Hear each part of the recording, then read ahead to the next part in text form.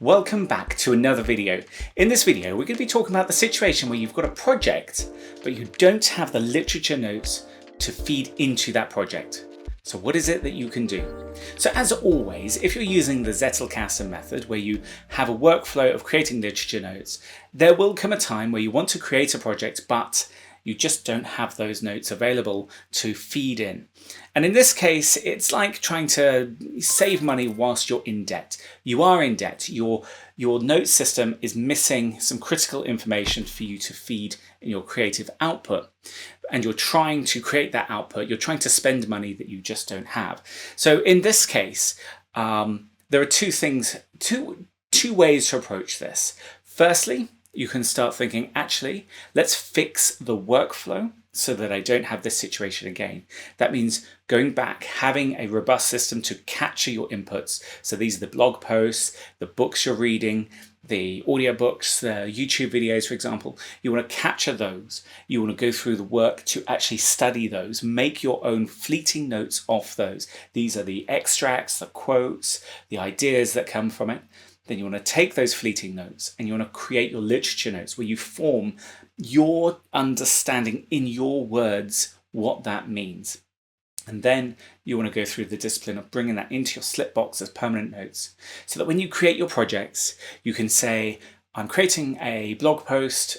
In my case, it might be how imposter syndrome is linked to the way the brain works, for example.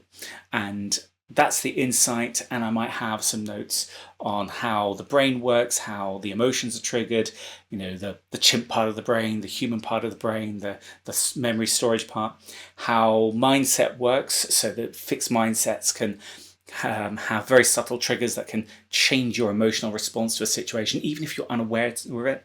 And then I might have notes on imposter syndrome, anxiety, where it is in the workplace, and all those kind of things.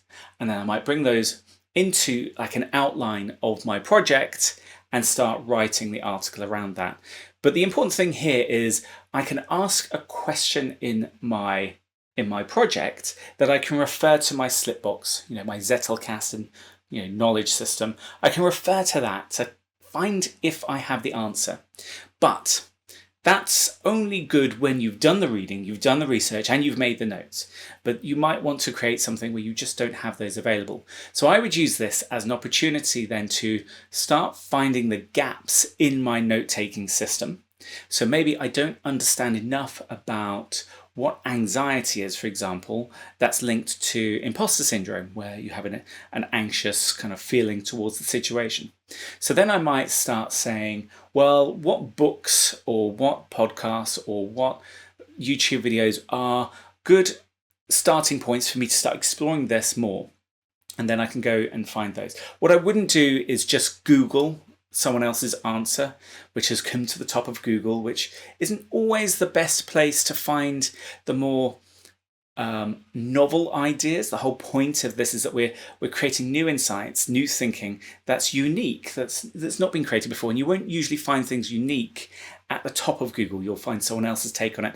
And then you'll end up just regurgitating what other people are saying rather than what your true understanding is and what you want to say. So use it as an input to the questions and the material that you need to find. And then you can choose to go into specific areas of that. So maybe there's a book and you may just want to focus on studying one chapter of that book that can help you. And then you can feed that into your projects. But of course, that's hard work doing that. It's like laying the track as the train's going. It's really hard. It's not what I recommend as a workflow at all. If you build the discipline and you build the habits around doing your studying, doing your note-taking, and then at a different time doing your creative output, your writing, your projects, you'll find that you can start writing about things that maybe you read 3, 4, 5 weeks, maybe even months ago, and now it's time for that to be ready because you've got enough other information to bring in at the same time. So I think it's really important to think of it like that, but I do respect, and I have been there myself, that you just want to get an article out and you're faced with that blank sheet of paper and you don't have the notes in front of you, and it's quite hard. You've got to be really motivated, really strong discipline at a time like that. And this is what I did with my own YouTube channel. I said, this isn't working. I'm creating content that I don't quite have the notes ready. I don't have the scripts ready. I don't have all of that ready. So what I did is I took a step back. I invested in the workflow. I discovered the Zettelkasten method. And even in that process, I realized that, I want something to help me with this. So I'm building my own product around this, and the discipline part is really important, so much so that I call that focus mode in the app I'm building.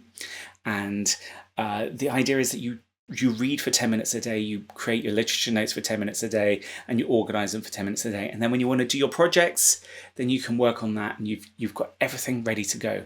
And if you can separate what you're reading to what you're writing about, you don't have to write what you read today. If you can separate that, you can then build that production machine of bringing in new ideas, creating the insights, and then producing your projects out of it. And that's really empowering, I think. When it works, it's amazing, and you'll be more consistent with your outputs, and you'll remember more because you'll have your notes ready to go. So I hope that's been useful, and if you are interested in following the journey of the product that I'm building, then do head over to join.flowtelic.com, and do consider subscribing to the channel, where I'll be sharing more insights into the Zettelkasten method, software productivity, and sharing what it's like building a note-taking app, and a bit of the entrepreneurial side. So give this video a like, and catch you in the next one.